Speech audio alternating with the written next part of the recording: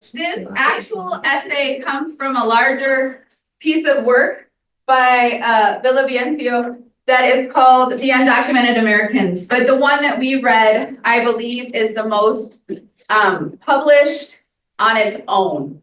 So the rest of the chapters, a lot of them relate sequentially to something that has happened in our life, and they are not like standalone chapters. But this one I do feel in its own is a standalone chapter that she introduces the characters or the people, they're real life people. She explains them, she moves on. So it's not, you could definitely read it as a standalone. And the themes are big and prevalent. And so what I'd like to do is we're going to do a couple different things today. We're going to talk about it as groups, and we're going to do kind of a take on that thoughts, questions, epiphanies. And then after we have done that and we've kind of as a group decided on some really big ideas or themes that you think stand out, then we are going to kind of share those with our class, but in a different type of way. So that's where I'm going to kind of explain it later. But we're basically going to have little stations and we're going to talk about those themes. And we're going to share them with our classmates, but in a small group. So it's going to be like at the most 6 to 8 people together. So maybe one table will be with one table will be with another table, one table will be with me, and we'll just kind of work ourselves around thinking through those themes. And I'll tell you how we're going to do that and what the kind of logic is behind that.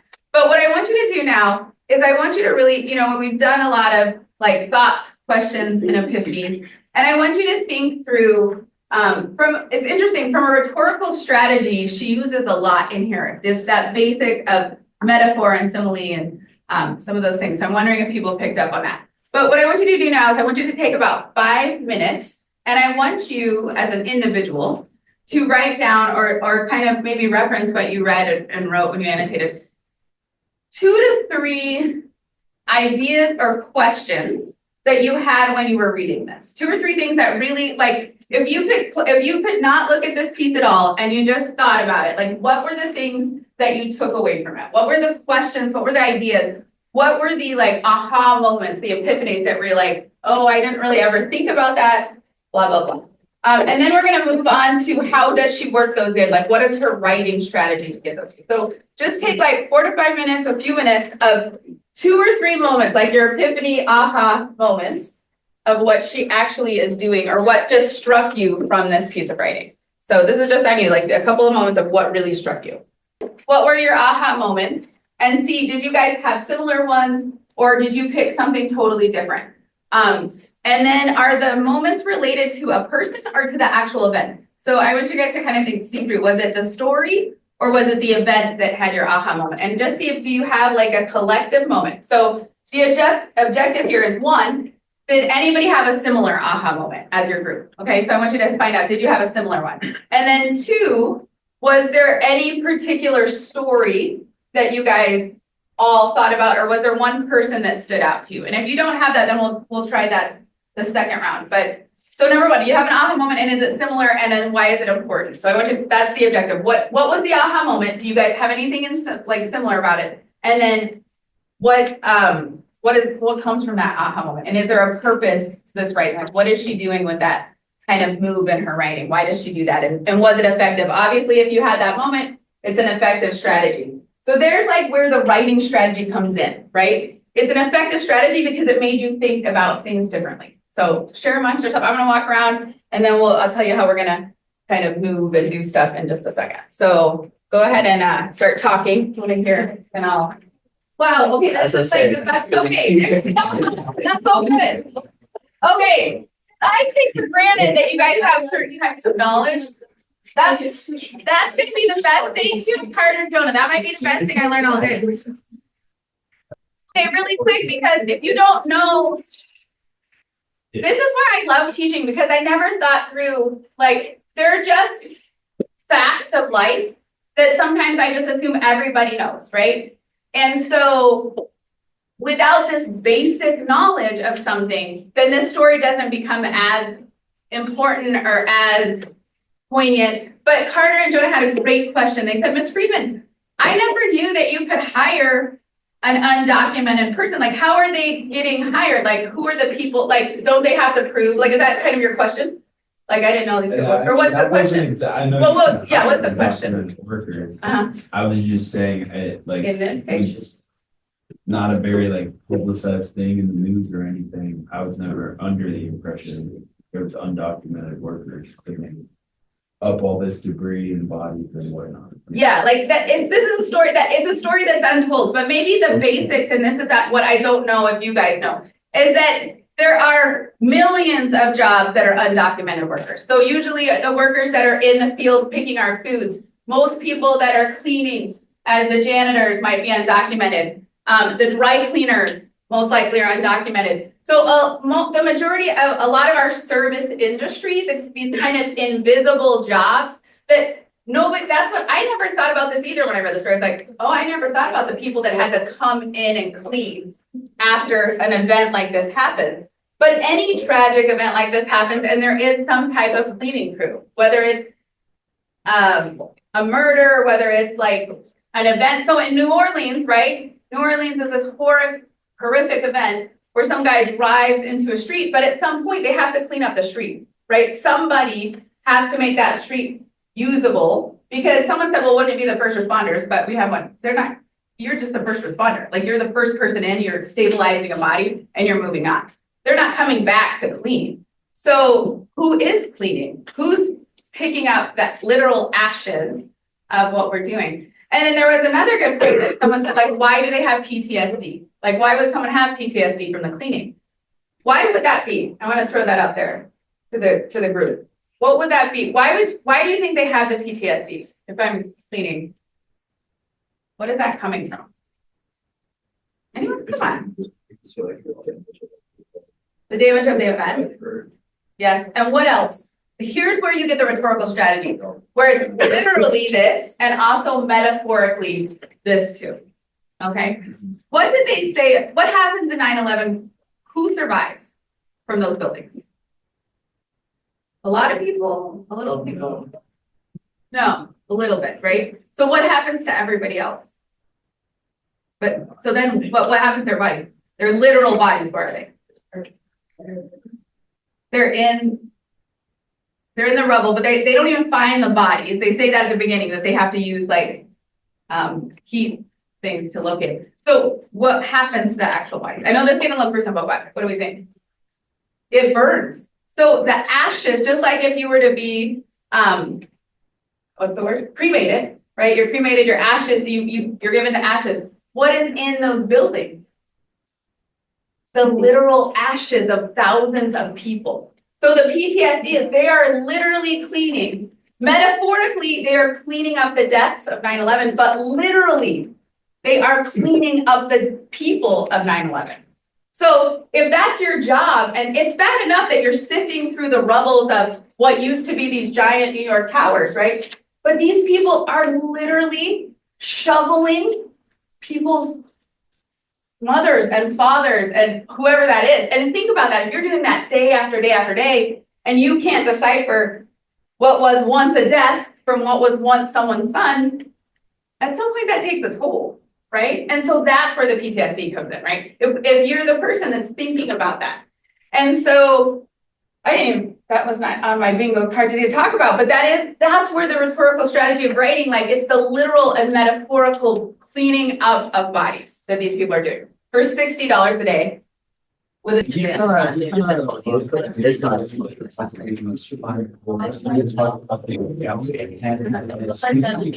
well, no, not that it's funny. I just think it's something like I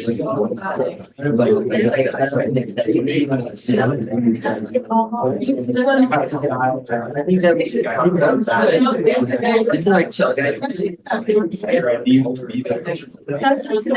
This is like so good. Yeah,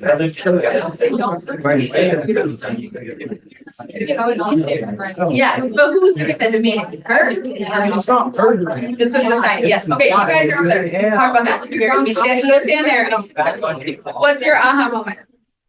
You're gonna be okay, here's how it's gonna work. Okay, we're gonna have 5, 1, 2, 3, 4. Well, that how many tables is it? 1, 2, 3, 4, 5, 6, 7, 8, 9. Okay. One area is going to be with me. I'm going to call this teacher's choice, and I'm going to talk about it. And then I'm gonna put you guys in like one person's gonna present. So this table, and 5% you're just gonna say, here's my idea, and then talk about it. You're not like presenting. So we're gonna have one group over here. We're gonna have 5 groups, and then people will talk within those groups real quick, and you'll give your aha moment, and you'll talk with 4 more people and see if they had a similar one or what you guys take from that. Okay, does that make sense? It'll work, I promise, or it won't, and we'll never do it again, and that's how we learn, right? So Carter's group, can you guys stand against that? Just everyone's gonna do this, so it's not gonna be like, he's not talking to the whole class. And then you guys talk to or just go stand by them and talk to that group right now. Tell them what your aha moment was. This group, kind of fine. How's that? You guys, or you can just push the desk or whatever, but this is whatever your aha moment is. I trust it, see if it is similar to yours or what you guys took from it. So we just kind of talk together. Your aha moment. You want like from it or like, and then like just like all the consequences that came out. It's just like overall like a lot bigger event than just on one day. Did anybody catch when they were talking about Feinberg's work that when they were like, oh yeah, we're gonna give medical care, and if you were in 9/11, we could get help and give you some type of compensation. Did anybody catch that they shut it down in 2003? So the what is it called? Yeah, it was like the victim. Yeah, so so you had to apply to say I'm sick by 2003, right? And that was Coloma's biggest. Is that by 2003 we weren't that sick. But then until it's because the cancer is slow growing, right? So if you created this lung cancer from cleaning up the ashes by 2003, you may not see it. Yeah. Let's talk about this. If you don't have health care because you're undocumented, are you actually going to a doctor who's going to tell you, you have cancer? Right? You can afford it, right? You're going to walk in, and how are you going to get it? So there's like multiple layers of issues that fall. It builds and builds and builds and builds and builds, right? And that is the question. Like, how that's where this rhetorical strategy gets interesting. Like, I think without her, without putting in your face, you can tell the stories, and then we are the ones that are like, oh, I have never thought about this. I never still didn't. You know what I mean? You just keep hitting you with layers. Wow, nobody talks about that in 9/11, right? They talk about like this awful thing that happened to the people in the building, but then we just move on, and that's very much crisis. When you live with people that are in crisis, or you live with CWPC, that's what we want. Is that we just move on. What's the next crisis, right? And so we'll talk about this. How's that going to work out? We can do the whole semester on this one essay. Why? Because it hits everything, right? It hits so many issues that we have in our country that we haven't even made the connection. So tomorrow, to give you a little preview of what we're going to do. So you can be ready, Dylan, ready to think about in your book seriously what we're going to talk about. Listen, you guys, bring it back for just a second. We're going to talk more about your aha moments. Tomorrow, Dylan, so good. Tomorrow, as a group, we are going to come up with. I was thinking about this, and here's what we're going to be doing for tomorrow. A couple of things, and we haven't even done. I mean, like I said, I could do this for a whole semester, this one article, but we won't, I promise. But tomorrow, 2 things that I want you to think about. As I was trying to go through what type of essay and what prompts are we going to use for an essay about identity and all these different texts and things we're going to talk about. And I was really racking my brain of like, how am I going to provide the prompt? What would be a clear prompt? How do I get this idea across? And then I thought about it and I was like, why am I doing that? You guys are the ones that actually know what you'd like to talk about. So to Dylan's point, we're going to be thinking tomorrow about what type of essay prompts would you give for this actual article? What kind of things do you think should be talked about? What kind of essays should be written? That's one of the things we're going to cover tomorrow. The other thing that we haven't touched upon is this is a story about 9/11. So fast forward 24 years. And I want you guys to think, and this is going to be where you're going to, again, lead, you're going to build a process, but how do we connect that to today? This is 25 years later, a quarter of a century. And are we dealing with any of these issues anymore? Yes, yeah. Yes, the main thing that our government, our people are talking about is immigration, illegal documents, all these people, who's getting deported, bring back ICE. ICE is going to get bigger again. ICE came from 9/11. And so, not digging into what is right and wrong, but it's more, but the idea of immigration in the US and undocumented workers and all of these things are so multi-layered, right? It's not just one thing that has happened. It's not one person's story. We have Paloma, we have Raphael, we have this lady's dad. I don't know if they give him a name, Carla's dad, right? We have Carla that's been affected. We have the whole city of New York that's been affected, the whole country in the world. So we're going to talk about how all of those connect, and that's what we're going to be doing tomorrow. So be thinking about that as you go. All right, thank you guys so much. We got about 3 minutes, and on to the next thing. So